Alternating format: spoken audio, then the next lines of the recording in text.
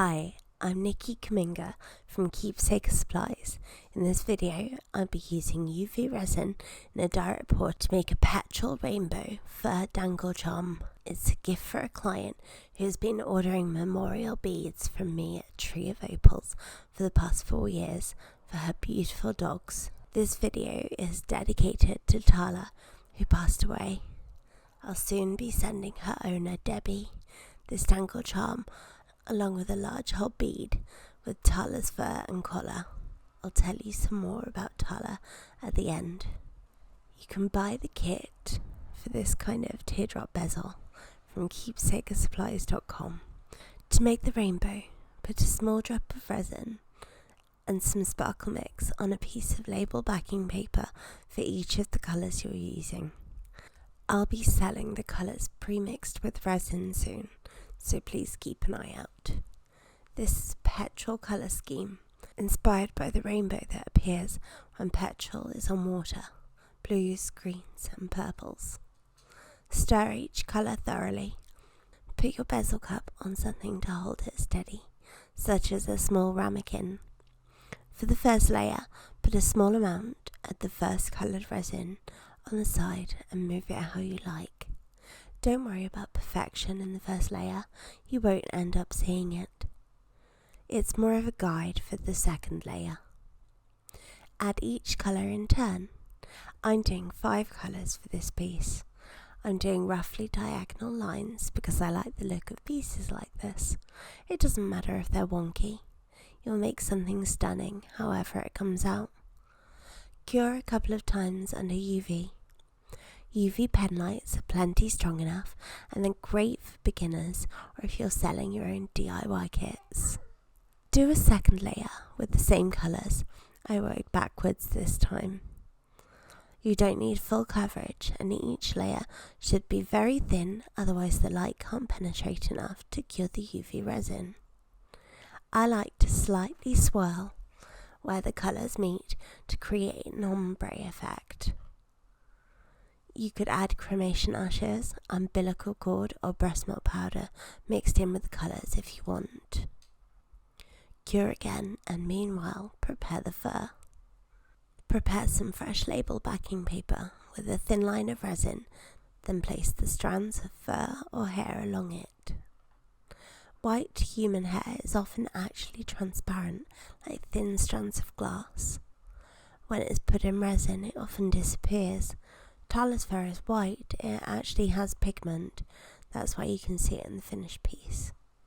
Cut the lock to the right length. It should be about the same height as the bezel, or the same width if you're doing it sideways. If you'd like a tutorial on making shapes with hair, please let me know in the comments. The third layer is the fur. Moving the hair around inside the bezel takes a lot of patience and a little practice, but there's no rush. I needed to trim it a few times and it was still a bit long.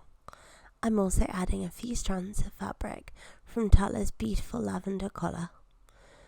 You could also add ashes in this layer if you're using them. They'll be more visible than mixed in with the colour, or do both. For the fourth layer, do a thin layer of clear resin on top to protect the fur.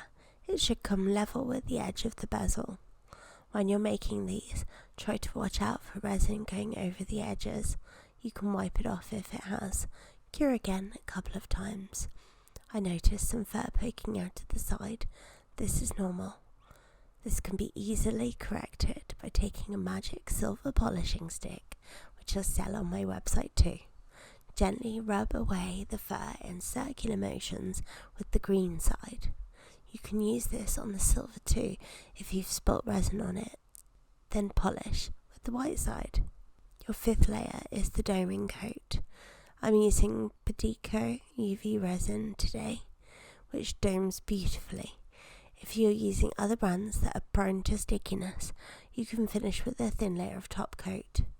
Don't dome too much, otherwise the resin is more likely to pop out. Cure it, making totally sure it's completely level, then allow it to cool completely, and cure again, then cool and repeat a third time before touching it. To add the findings to the bezel, you'll need a jump ring opener, and a pair of flat pliers.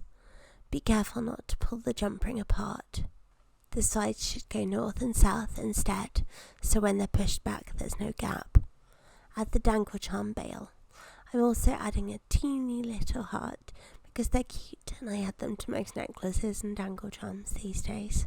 You can add a chain if you prefer, or an 11mm carabiner clasp for large link bracelets. Debbie has a European bracelet.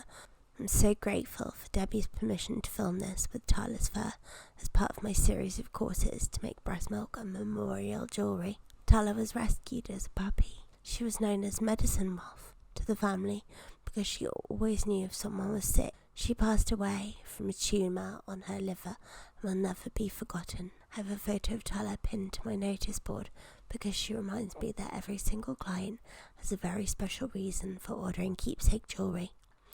I feel extremely privileged to get to do this for a living, and when I tell clients it's an honour to work with their loved ones' ashes, fur, hair, cord and breast milk, it really is. If you're thinking of starting a keepsake business, please know it's conversations like these with your clients that make it completely worthwhile. Don't forget there's a link in the description or a link tree in the bio to buy everything I've used in the video today. I'm happy to solder the dangle charm settings onto any of our pendant settings. Just ask nicely in the order comments. Thanks for watching. Now relax and do some crafting.